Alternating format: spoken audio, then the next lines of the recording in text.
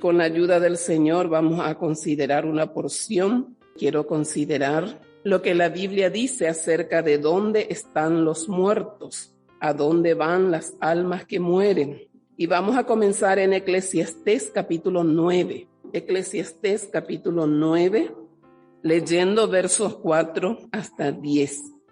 En el nombre del Señor Jesús. Dice: aún hay esperanza para todo aquel que está entre los vivos, porque mejor es perro vivo que león muerto. Porque los que viven saben que han de morir, pero los muertos nada saben.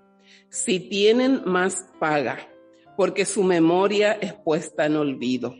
También su amor y su odio y su envidia fenecieron ya, y nunca más tendrán parte en todo lo que se hace debajo del sol.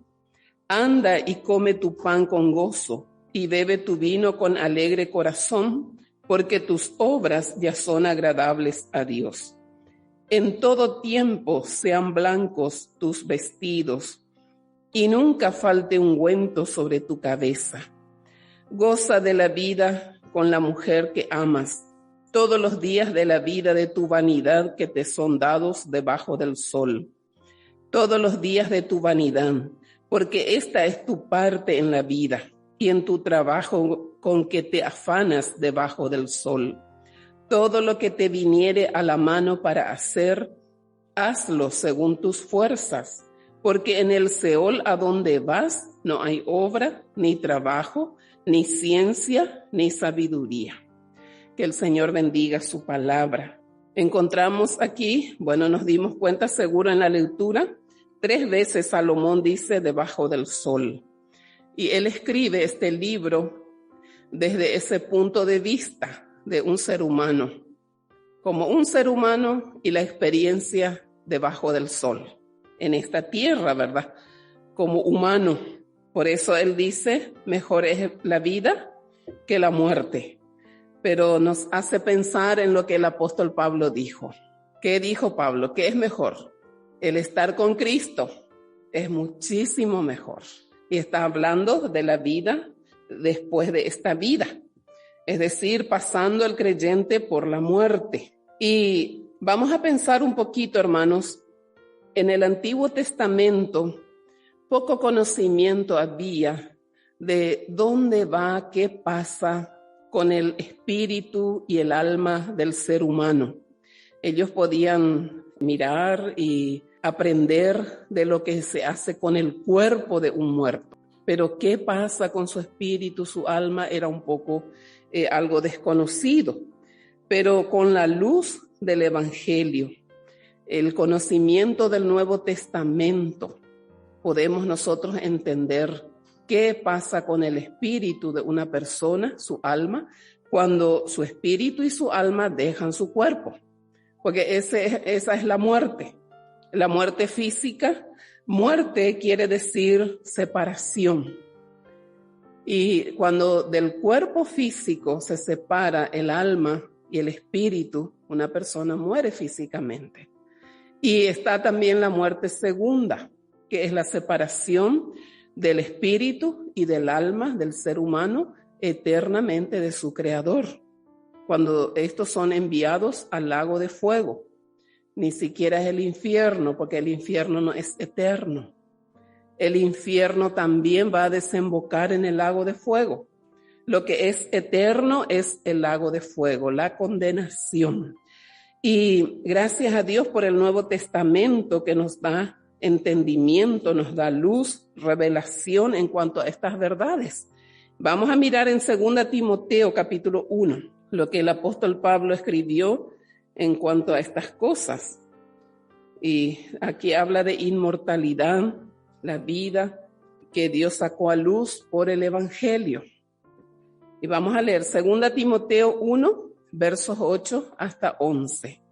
Por tanto, no te avergüences de dar testimonio de nuestro Señor, ni de mí preso suyo, sino participa de las aflicciones por el Evangelio según el poder de Dios, quien nos salvó y llamó con llamamiento santo, no conforme a nuestras obras, sino según el propósito suyo, y la gracia que nos fue dada en Cristo Jesús antes de los tiempos de los siglos, pero que ahora ha sido manifestada por la aparición de nuestro Salvador Jesucristo, el cual quitó la muerte y sacó a luz la vida y la inmortalidad por el Evangelio, del cual yo fui constituido predicador, apóstol y maestro a los gentiles.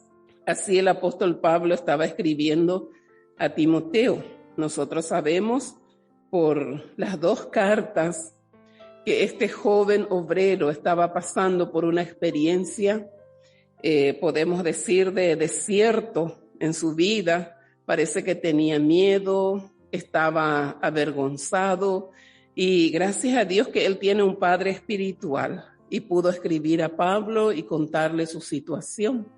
Entonces, porque él había caído preso con el apóstol y habían salido en libertad, y ahora Pablo volvió a caer preso por el Evangelio.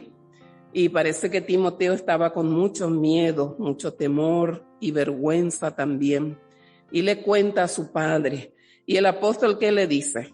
Le dice: no te avergüences de dar testimonio, ni de mí, preso suyo. Porque el apóstol Pablo es el apóstol levantado para la iglesia. Entonces lo que ocurre con él es tan importante. Él es un heraldo principal de la iglesia. Y nos preguntamos, ¿Dios no podía evitar ese encarcelamiento? ¿No podía evitar en la vida de Pablo? ¿Qué hizo mal Pablo? Nada, hermanos. Él estaba allí para cumplir Dios su propósito con él, ¿verdad? Y también de allí salieron las preciosas cartas, las más profundas, que nos hablan del Cristo crucificado, que son alimento para la nueva creación.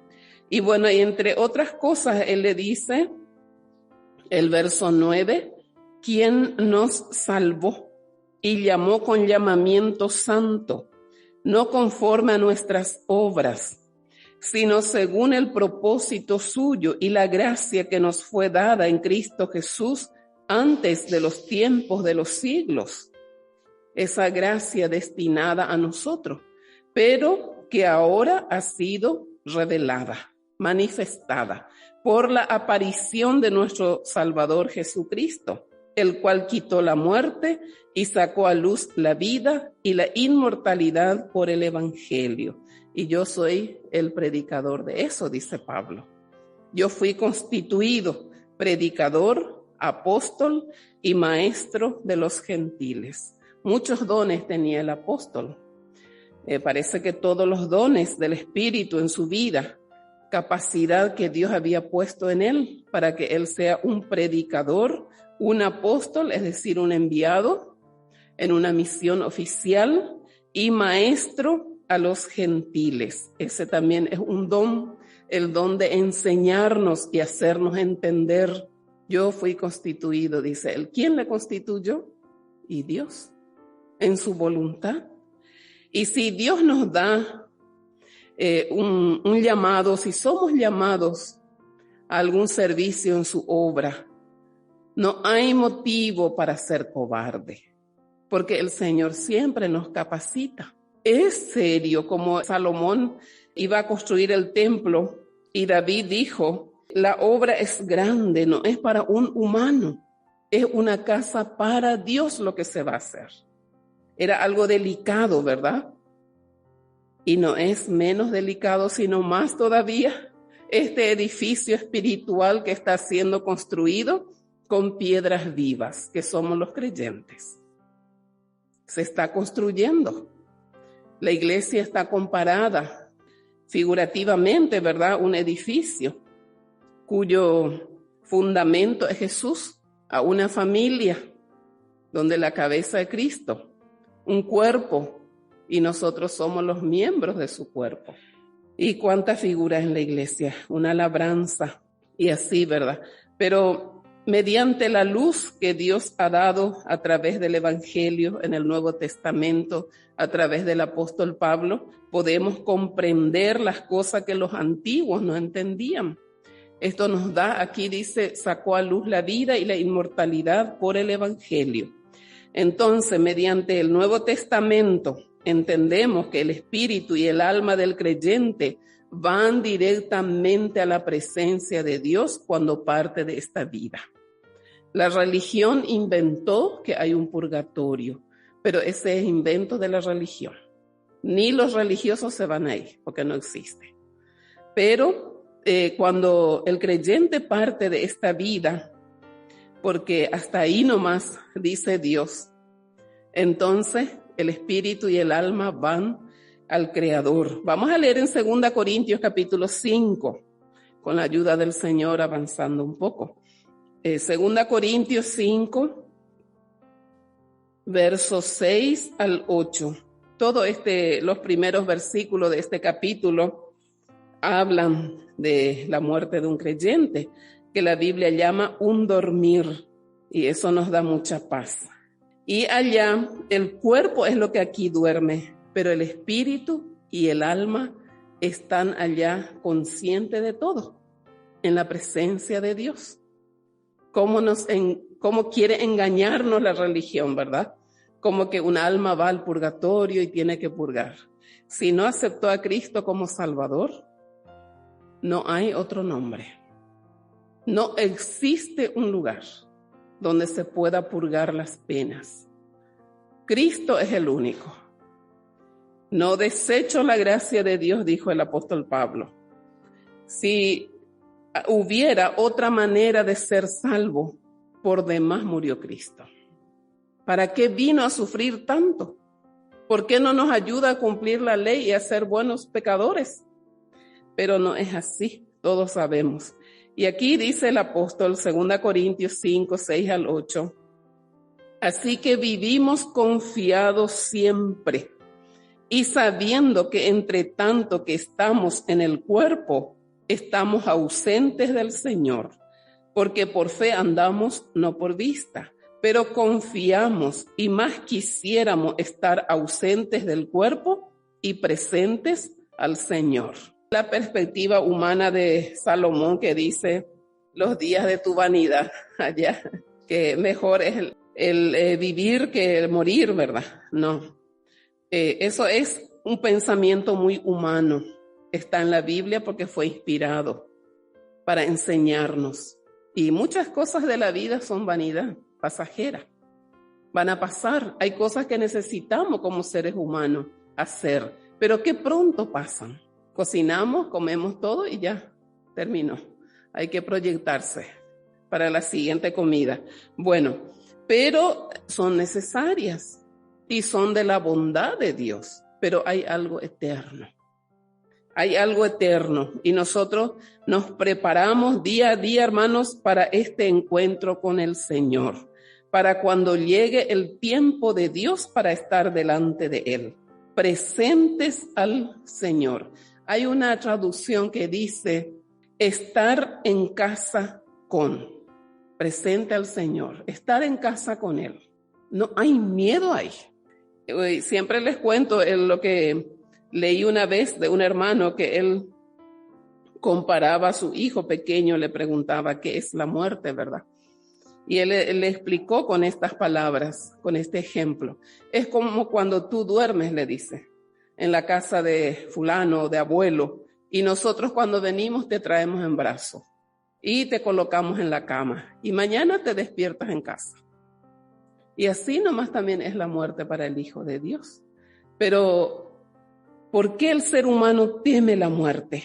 Porque sabe que es muy final. Sabemos que es muy final. No decimos, bueno, yo voy a morir y seguramente que me voy a reencarnar. Ese es otro antojo, ¿verdad? Es antojo de es otra corriente de idea. Hay gente que así se consuelan. Si no, bueno, tuve tanta desdicha en esta vida y seguro que me voy a reencarnar, voy a ser una mariposa y ahí voy a mejorar. La Biblia no habla de eso.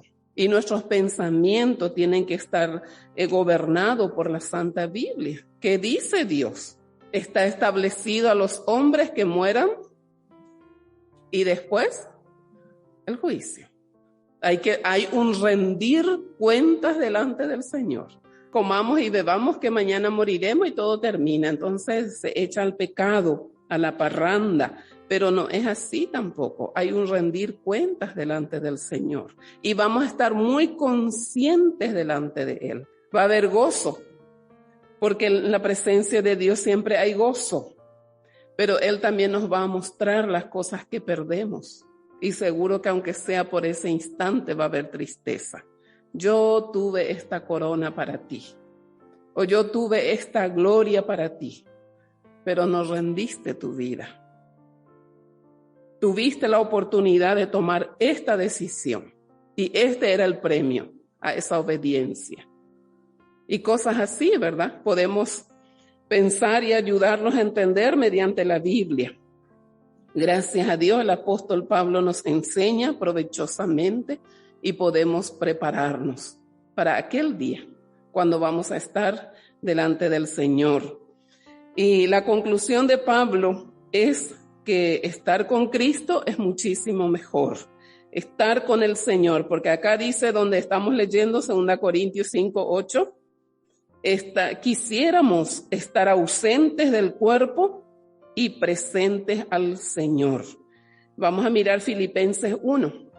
Filipenses capítulo 1 y los versículos 21 al 24. Filipenses 1, 21 al 24. El apóstol Pablo escribió esta carta desde la cárcel, desde la prisión. Y él tenía la esperanza de ser puesto en libertad. Pidió oración a los hermanos. Y en este capítulo 1, él les dijo a ellos, yo estoy confiando en el Señor, que mediante la suministración del Espíritu de Jesucristo y la oración de ustedes, que yo voy a salir libre. Él tenía esperanza de que iba a salir libre, pero salió libre para ir en la presencia de Dios. Fue cortado su cuello, separado su cabeza de su cuerpo con hacha, porque así era la crueldad de aquel emperador.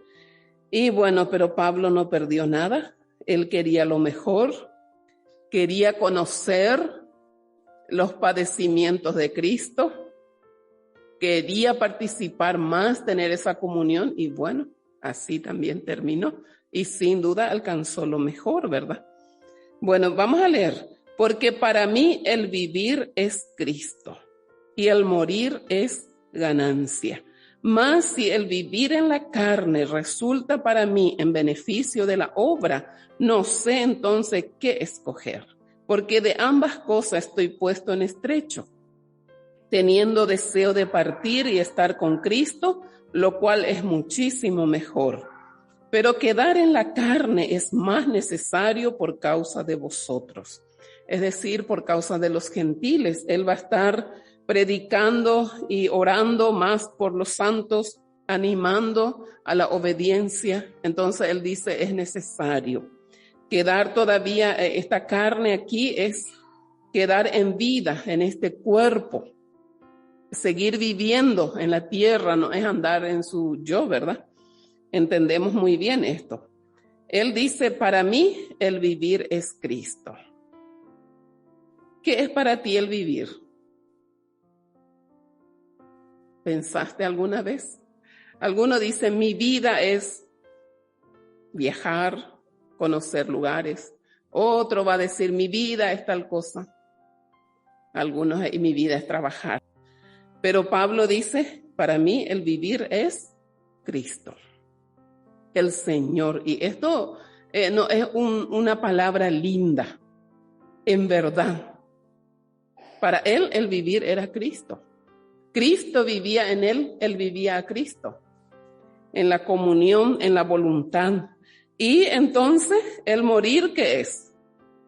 ¿Tiene miedo del morir? Nada que ver. Él dice, el morir es ganancia. Porque el cuerpo queda dormido, vuelve al polvo, pero su espíritu y su alma vuelve a Dios que lo dio. Y él va a estar allá en un lugar de gozo. La presencia de Dios es un lugar de gozo. ¿Dónde va el alma y el espíritu del creyente cuando sale de su cuerpo? Y nosotros decimos muere. La Biblia le llama duerme, porque va a ser despertado. duerme, y el impío sí que muere.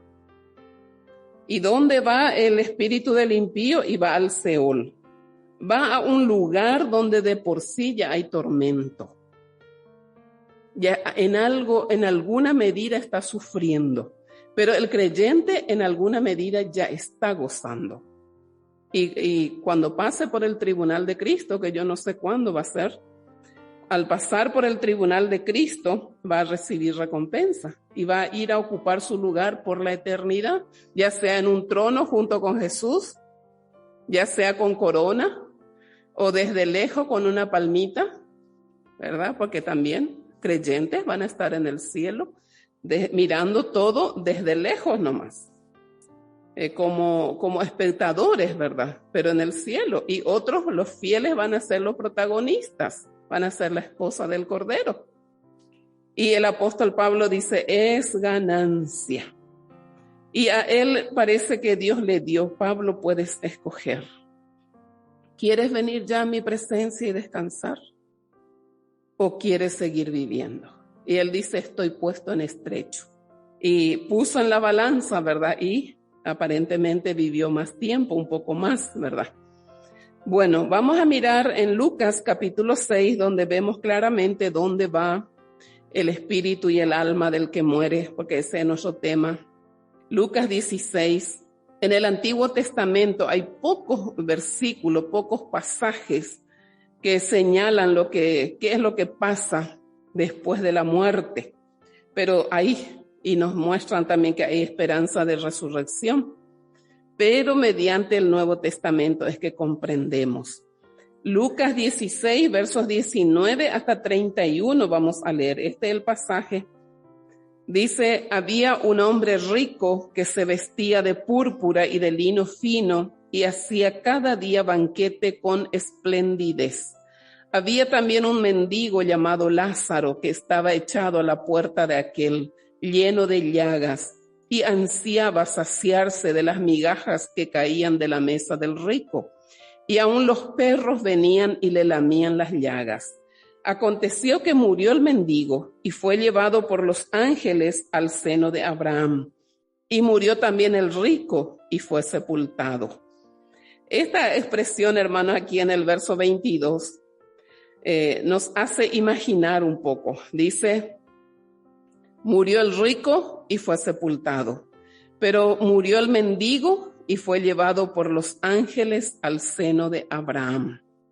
¿Quién sabe qué funeral, qué acompañamiento tuvo ese rico cuando murió? Pero murió Lázaro, alguien, no sé, la municipalidad o no sé quién le dio sepultura, un mendigo, pero él era hijo de Dios. Él fue salvado no porque era pobre. La religión quiere decir que todos los pobres son salvos, pero no es así. No importa si es rico, si es pobre. Jesús es el único Salvador. Y la redención mediante se abre la puerta del cielo. No hay otra manera. Es por creer en Jesús que somos hechos justos. Pero su espíritu y su alma fue llevado por ángeles. Porque Él es un salvado. Porque Él es un hijo de Dios. ¿Quién sabe qué ocurre cuando uno parte de esta vida? ¿Verdad? Y dice el verso 23. Y en el Hades, hay una palabra en el Antiguo Testamento que se usa varias veces, más de 60 veces, y es la palabra Seol. Y aquí en el Nuevo Testamento es Hades. A veces esa palabra Seol, que es el lugar de los muertos, a veces se escribe Seol luego, a veces hoyo, infierno, Hades. Son diferentes palabras que se refiere al mismo lugar. Es el lugar de los espíritus de los muertos. Y según el Nuevo Testamento, este lugar tiene dos compartimientos. Y aquí vamos a estar viendo eso. Seol alto, Seol bajo.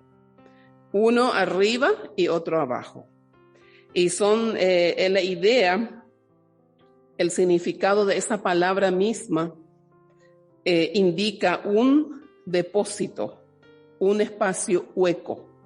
Y allí van los espíritus de los muertos.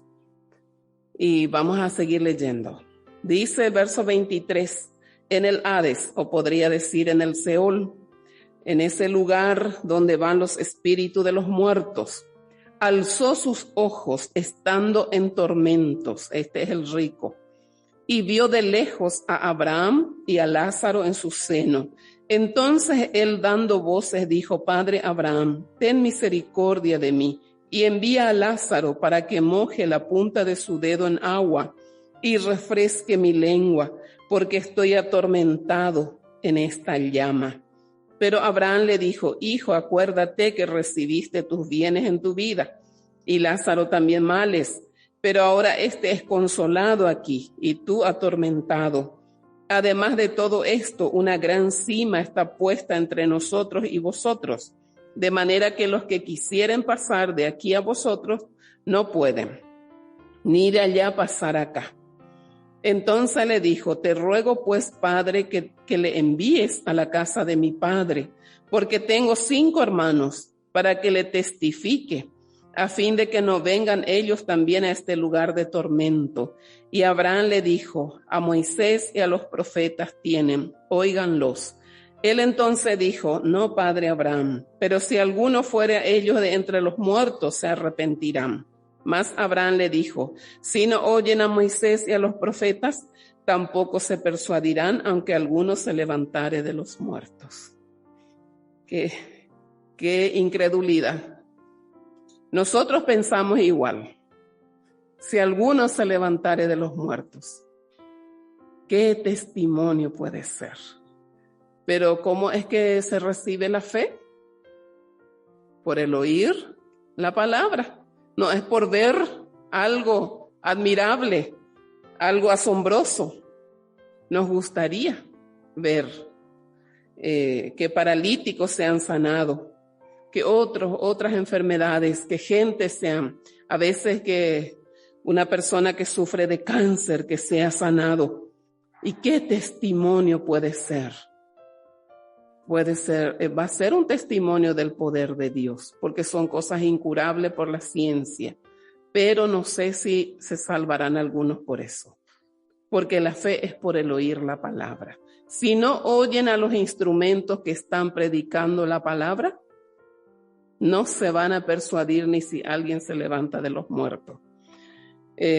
Antes me hace recordar de un nene que como de 10, 11 años, al comienzo casi de la obra aquí, y su abuela fue sanada, aceptando a Jesús como Salvador de muchas cosas en su cuerpo, muchos daños que tenía, y el Señor le libertó. Y entonces este nieto también demasiado quería que se ore por él porque era epiléptico. Y él decía: yo también me voy a sanar, yo también me voy a sanar. Y llegaron al culto, se oró por él, y él ya dejó su medicina que tiene que tomar en la noche porque si no le ataca muy fuerte. Y no pasó nada, no tenía ninguna crisis. Amaneció muy bien, le llamó a su mamá porque estaba de vacación nomás aquí. Y le dice: mamá, a mí también el Señor Jesús me sanó porque así. Y le dice: y nosotros pensamos que la gente van a caer de rodillas cuando Dios obra un milagro. Por eso siempre orando por los imposibles, le decimos al Señor: sea tu voluntad, Señor. Glorifícate, Señor. Porque un cuerpo sano para echarse al mundo, para andar fuera del camino de Dios, no glorifica al Señor. A veces con un azote busca al Señor. Bienvenido el azote. Bienvenido sea. Queremos seguir al Señor. Queremos prepararnos para lo mejor de Él. Y encontramos cuantos ejemplos, ¿verdad? Bueno, aquí en este pasaje que leímos de Lucas 16, vemos al rico y a Lázaro en 2 diferentes lugares después de esta vida. Uno en el Seol alto, el Hades, y el otro en el Seol bajo, y una gran cima entre ellos. Jesús, para enseñarnos muchas cosas de esto, nos cuenta que había un diálogo, pero yo no sé si puede haber eso. Hay un abismo entre el lugar de los salvados y el lugar de los perdidos. Completamente diferente. Los dos son eternos, pero no hay traslado del uno al otro. Esta vida es la oportunidad. Y mucha gente piensa, sin la sana doctrina, que salvados pueden perderse, ¿verdad? Hay gente que cree que se pierde la salvación. La Biblia nunca habla de un salvado siendo perdido, pero sí de los perdidos siendo salvados. Y aquí encontramos el destino eterno, tan diferente. Uno va a un lugar, cuando sale de aquí su espíritu, ya está allá donde debe estar. Daipori campana puni, niso apua, allá, o güero badeazo. No hay nada. No hay lágrimas que le haga pasar a uno de un compartimiento al otro. En vida se toma la decisión. ¿Dónde uno quiere pasar la eternidad? Y aquí nos enseña claramente que son dos diferentes lugares. Y se puede mirar en el capítulo 23, el verso 43 de Lucas. Vamos a mirar un poco.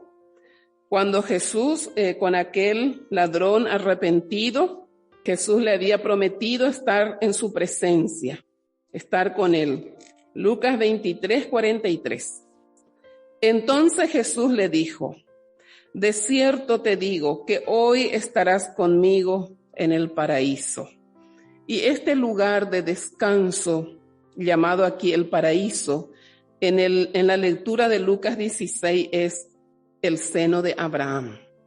Y es un lugar de reposo, es un lugar de gozo. Y el lugar lejos de la presencia de Dios en el Seol bajo es un lugar de tormento, de sufrimiento sin fin. Y tiene que pasar todavía por el trono blanco. Ina, pero ya está sufriendo en alguna medida porque está perdido. No es poca cosa cuando el impío rechaza la oferta de Dios de salvación a través del amado Hijo de Dios. No es poca cosa, hermanos. Jesús cargó con nuestros pecados y sus consecuencias. Él murió por nuestros pecados. Y el pecador, si rechaza esto, no hay más ofrenda por el pecado. La ira de Dios va a caer también sobre él. Y es en la condenación eterna. Jesús, cuando murió, él había ido, según el apóstol Pedro, su espíritu, su cuerpo quedó en la sepultura, pero su espíritu fue a predicar, dice allí en 1 Pedro 3. Fue a predicar a los cautivos. Y yo quiero leer solamente aquí en Efesios capítulo 4, para ir concluyendo. Efesios 4, versos 8 al 10. Este paraíso o el seno de Abraham fue trasladado por el Señor al tercer cielo. No está en el corazón de la tierra, está en el tercer cielo. Y hay varios versículos que nos dice. Y el creyente, cuando parte de esta vida, su cuerpo queda reposando, esperando la resurrección, y su espíritu y su alma directamente a la presencia de Dios, a estar en casa con. Efesios 4, versos 8 hasta 10. Dice, por lo cual dice, subiendo a lo alto, llevó cautiva la cautividad y dio dones a los hombres. Y eso de que subió, ¿qué es? Sino que también había descendido primero a las partes más bajas de la tierra. El que descendió es el mismo que también subió por encima de todos los cielos para llenarlo todo. Este es nuestro Señor. Él se humilló y fue exaltado hasta lo sumo. El camino con Dios para ir arriba, hay que ir abajo. El que se humilla será exaltado. Y Jesús se humilló y se humilló y se humilló perfectamente. Y aún fue, dice, a las partes más bajas de la tierra. Pero de allí Dios le resucitó con su poder súper eminente grande. Así nos habla Efesios, el capítulo 1. Y para ponerlo, para exaltarlo por encima de todos los cielos, para llenarlo todo. Nuestro Señor fue exaltado hasta lo sumo. Y cuando nosotros dejamos esta vida, nuestra esperanza es ir directamente a su presencia. Como salvados, nosotros tenemos esperanza. El impío no tiene esperanza. No tiene porque no tiene al Salvador. Sin Dios, sin esperanza en este mundo. ¿Y por qué decimos que el Señor fue a predicar a las partes más bajas de la tierra, según Pedro a predicar, ¿verdad? Y de allí, cuando Él resucitó, subiendo a lo alto, llevó cautiva la cautividad y dio dones a los hombres. Llevó para su cautivo las almas de los justos que estaban como cautivos en el Seol alto. Él llevó, según el Evangelio de Mateo, no vamos a leer ahora porque no tengo anotado y vamos a perder tiempo. Según el Evangelio de Mateo, cuando Jesús resucitó, hubo un terremoto, ¿verdad? Y cuando Él entregó el Espíritu, hubo un terremoto. Y la cortina que separaba el lugar santo del Santísimo se partió, de arriba a abajo, abriendo la entrada al ser humano libremente ahora a la presencia de Dios. Y ese terremoto dice que abrió sepulcro de muchos santos, que después de la resurrección de Jesús se levantaron también. Porque Jesús es la primicia. Y luego los que son de Cristo, ¿verdad? Entonces se levantaron después, y estos eran cautivos, estaban como cautivos en ese Seol alto, esperando la redención. Ellos creyeron en Jesús y fueron justificados por la fe en el que había de venir. Y ahora vino Jesús y ellos resucitaron y Jesús llevó para sí el paraíso al tercer cielo. Estos cautivos para ser ahora sus cautivos. Y la Biblia nos habla de santos del Antiguo Testamento que ganaron la mejor resurrección. Siempre hay fila, ¿verdad? Y vamos a leer esto en 2 Corintios. 2 Corintios y un pasaje en Eclesiastés y ya dejamos. 2 Corintios 12, aquí el apóstol Pablo nos dice dónde está el paraíso. Después de la muerte y resurrección de Jesús, Jesús prometió a aquel arrepentido, hoy estarás conmigo en el paraíso. Y Jesús llevó para su cautiva la cautividad, dice. 2 Corintios 12, 1 al 4. Ciertamente no me conviene gloriarme, pero vendré a las visiones y a las revelaciones del Señor. Conozco a un hombre en Cristo que hace 14 años, si en el cuerpo no lo sé, si fuera del cuerpo no lo sé, Dios lo sabe, fue arrebatado hasta el tercer cielo. Y Pablo está hablando de su experiencia. Y conozco al tal hombre, si en el cuerpo o fuera del cuerpo no lo sé, Dios lo sabe, que fue arrebatado al paraíso, donde oyó palabras inefables que no le es dado al hombre expresar.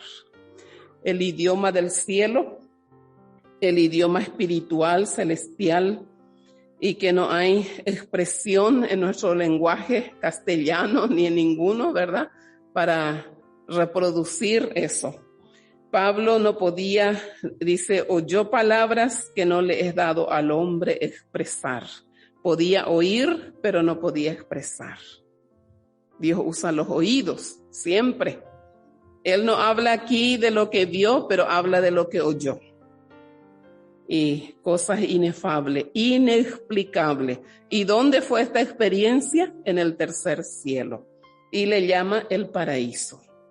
¿Dónde está hoy el paraíso para mí? En el tercer cielo. Es la presencia del Señor. Un santo duerme aquí.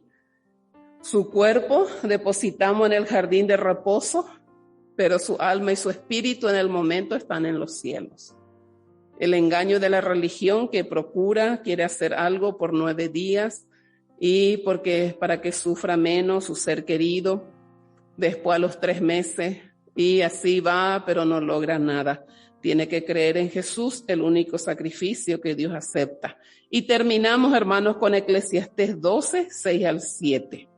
Allí nos habla, el cuerpo vuelve al polvo, el espíritu a Dios que lo dio. El ser humano tiene un elemento que no muere. No es que se muere y termina todo. Hay en nosotros algo eterno. Así dice Eclesiastés, ha puesto eternidad en el corazón de ellos. Eclesiastés 12, 6 y 7. Antes habla de buscar, de acordarse del Creador.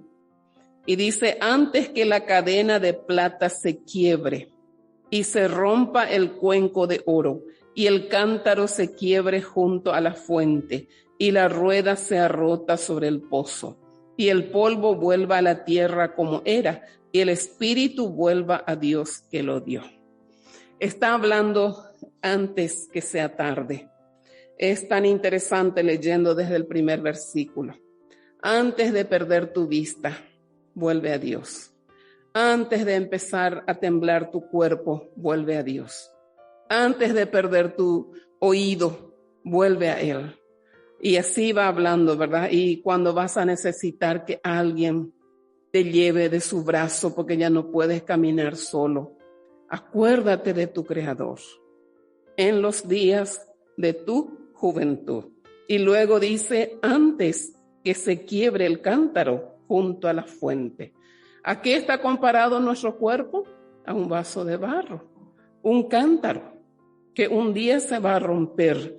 Y el polvo, dice, vuelva a la tierra como era, y el espíritu vuelva a Dios que lo dio. Que el Señor nos ayude y podamos invertir más tiempo, más cuidado en lo que es eterno. Nuestro espíritu es eterno, que crezca. Es necesario que el yo mengüe y que el Cristo crezca en mí. Vamos a ponernos de pie, hermanos, para orar. Que el Señor nos haga entender, y cuando entendemos esto, tenemos esperanza. Nuestros seres queridos parten, pero tenemos consuelo. No os entristezcáis como los que no tienen esperanza.